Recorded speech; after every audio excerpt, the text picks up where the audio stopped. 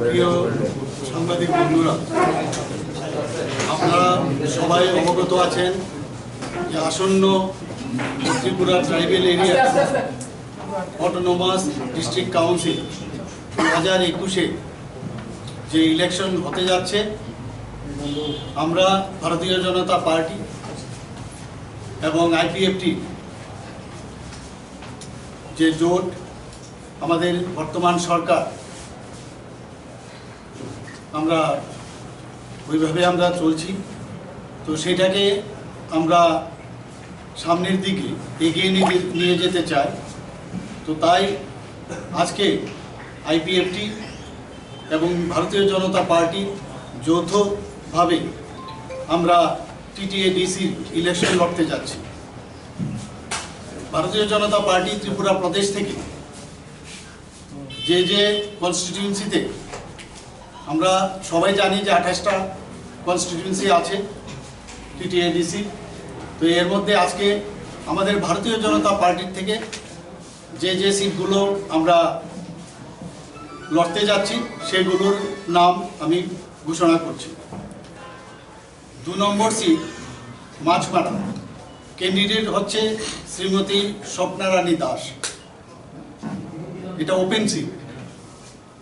3 নম্বর seat Dasda Kanchanpur, সেটাও open seat. ক্যান্ডিডেটের নাম হচ্ছে শৈলেন্দ্রনাথ। 4 নম্বর হচ্ছে করমছেড়া, সেখানে প্রতিদ্বন্দ্বী করবেন শ্রী বিমল চাকমা।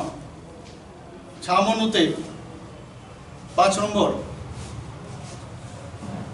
হংস কুমার ত্রিপুরা, মনু ছৈলাংটা, সেটাও ওপেন সিট, সেটাতে শ্রী সঞ্জয় দাস লড়বেন।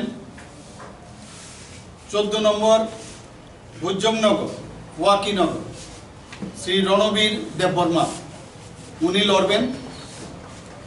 19 নম্বরে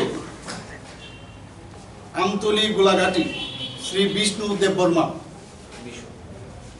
বিশু দেববর্মা, উনি লড়বেন। কিল্লা বাগমা 20 নম্বর কনস্টিটিউয়েন্সি, সেখানে শ্রী জয় কিশোর জমাতিয়া। মহারানী ছৈলাংটা 21 নম্বর, সেখানে শ্রী চেলাগান, শ্রী সম্রাট জমাতিয়া। 22 নম্বরে কাটালিয়া মির্জা রাজাপুর, শ্রী পদ্মলোচন ত্রিপুরা।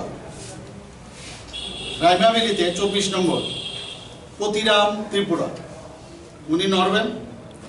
25 নম্বরে নতুন বাজার মালভাষা, অতীন্দ্র রিয়াং লড়বেন। 26 নম্বরে বিসিনগর কলুষিতে শ্রী সঞ্জিত রিয়াং লড়বেন। আর 28 নম্বরে শিলাচরি মনু বঙ্কুলে শ্রী পঞ্জ মগ, উনি লড়বেন। তো আমি এখানে 14টা নাম আমি এখানে ঘোষণা করলাম ভারতীয় জনতা পার্টি ত্রিপুরা প্রদেশের পক্ষ থেকে আসন্ন টিটিএডিসির ইলেকশনের।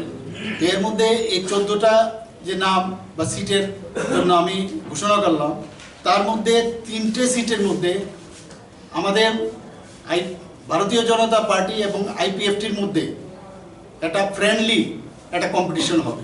সেইগুলো হচ্ছে 14 নম্বর যে নামটা আমি বললাম, 14 নম্বর কনস্টিটিউয়েন্সি বুদ্ধনগর বুজংনগর ওয়াকিনগরে। আরেকটা হচ্ছে 22 নম্বরে কাটালিয়া মির্জা রাজাপুর। আরেকটা হচ্ছে 25 নম্বর কনস্টিটিউয়েন্সি নতুন বাজার মালবাসা। এই 3টে জায়গার মধ্যে আমরা ফ্রেন্ডলি আমরা ইলেকশন লড়ব, মানে ওনারাও দেবেন আমরাও দেব।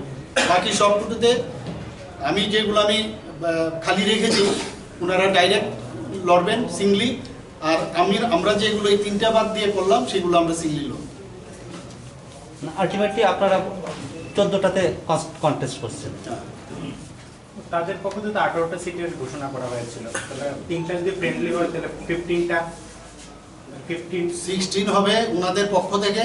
এখন যেটা আমাদের সাথে ওনাদের কথাবার্তা হয়েছে সেই অনুযায়ী আমাদের যে অ্যালায়েন্স পার্টনার আইপিএফটি, এখন আমরা ওনারা বলছেন যে 16টার মধ্যে ওরা লড়বেন আর আমরা 14টার মধ্যে লড়ব। 12টার মধ্যে, কারণ 12টার মধ্যে আরও 2 + 2 মানে যদি আমরা দেখি তাহলে আমরা 14টার মধ্যে আমরা লড়ছি। কিন্তু 14টার মধ্যে আমরা যদিও ডিক্লেয়ার করেছি 3টের মধ্যে আমরা মানে উনারাও লড়বেন আমরাও লড়ব কমন। কমন। বাকি আইপিএফটি থেকে এখন ডিক্লেয়ার করবে, বাকি যেগুলো আমি বলিনি সেগুলো এ জায়গাটা একটু পরিষ্কার করেন। একটু প্রবলেম হয়েছে 3টা। আমরা মোট 14টার মধ্যে আমরা লড়ব, ওকে। আর এর মধ্যে 3টের মধ্যে আমাদের ফ্রেন্ডলি কম্পিটিশন হবে। তাহলে 14টা যদি আপনারা লড়েন তারাও 14টা লড়বেন। তারা কথা বলবে। ওনারা তো ডিক্লেয়ার করছে একই হবে, 3টা তো কমনই থাকবে, 3টা তো কমনই থাকবে। আইপিএফ থেকে আবার নতুন করে রেগুলেশন দেবে। এই তিনটাতে কি বিজেপি প্রার্থী এবং আমি বলি তিনটা সিটে এই তিনটাতে কি বিজেপি প্রার্থী এবং আইপিএফ প্রার্থী উভয় নমিনেশন সাবমিট করবে। ওরাও ফাইট করবে, আমরাও ফাইট করবো। নমিনেশন সাবমিট করবে উভয়। হ্যাঁ হ্যাঁ।